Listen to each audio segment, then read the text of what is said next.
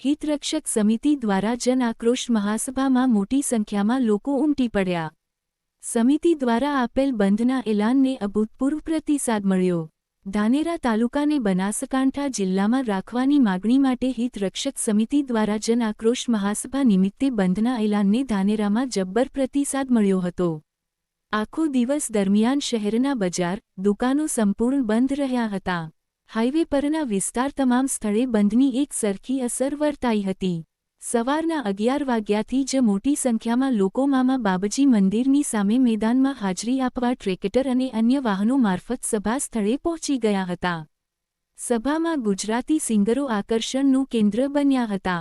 પૂર્વ ધારાસભ્ય મફતભાઈ પુરોહિત, પૂર્વ ધારાસભ્ય નાથાભાઈ પટેલ, વર્તમાન ધારાસભ્ય માવજીભાઈ દેસાઈ, ડામરાજી રાજગોર, ખેડૂત આગેવાન કાળુભાઈ તરક, બલવંતસિંહ રાવ, હરિસિંહ રાજપૂત અને હિતરક્ષક સમિતિ અધ્યક્ષ રાવલ સાહેબ સહિતના રાજકીય અગ્રણીઓ, સામાજિક કાર્યકરો, આગેવાનો અને ધાનેરા તાલુકાના ગામડામાંથી આવેલ જાહેર જનતાએ મોટી સંખ્યામાં હાજરી આપી કાર્યક્રમને સફળ બનાવ્યો હતો। આવેલ તમામ લોકોએ એક જ અવાજમાં બનાસકાંઠા જિલ્લા સાથે જોડાઈ રહેવાની વાત કરી હતી। Bureau chief Iqbal Memon, Dhanera.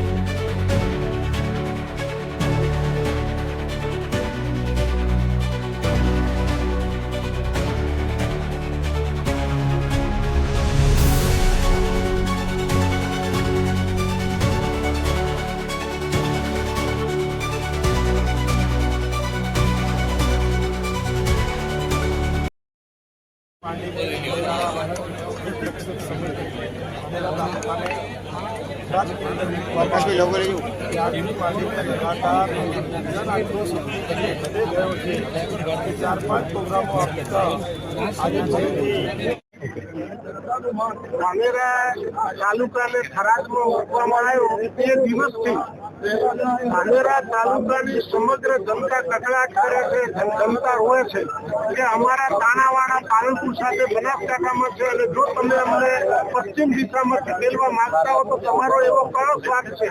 અમે જનતાએ તમારું શું બગાડ્યું છે કે એક જ નેતાના ઇશારે આટલી બધી જનતા નિભાઈ જાય?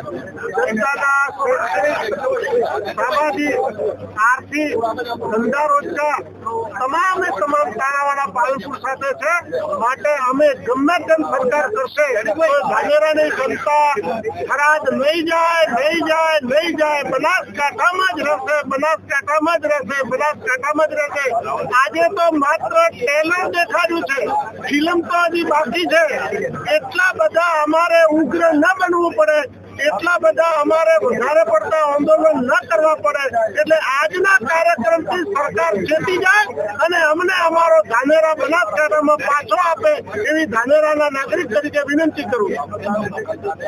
પ્રયત્ન કર્યો, તમામ પક્ષોએ પ્રયત્ન કર્યો અને એના કારણે પ્રજા પણ ખૂબ જ ઉમળકાથી અહીંયા આવી એને પોતાનો રોષ વ્યક્ત કર્યો છે અને પોતાની વ્યાજબી માગણી સરકાર સ્વીકારે એવી સરકાર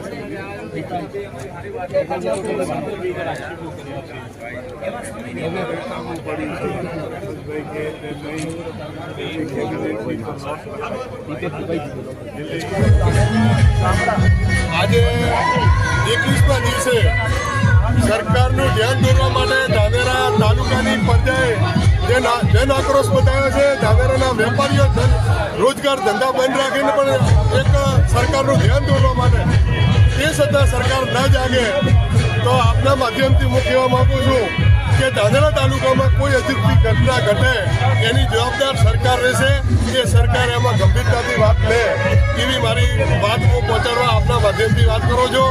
અમારા બનાસકાંઠામાં રહેવું છે, અમારા થરાદમાં જવું નથી, કારણ કે અહીંયા આગળ કેવાસી જેવા કામ હજી પૂરતો થયા નથી। ખેડૂતોના જમીન માપણીનું કામ પૂરું થયું નથી। હજી સુધી અમને પાણી ને બીજી બધા વાયદા વચન કર્યા, એક પણ વચન સરકારે હજી સુધી પૂરું પાડ્યું નથી। ત્યારે અમને એમ કહે છે કે અમને બીજા જિલ્લામાં ધકેલી અને પાપ ન કરે એવી હું સરકારને આપના માધ્યમથી વિનંતી કરું છું।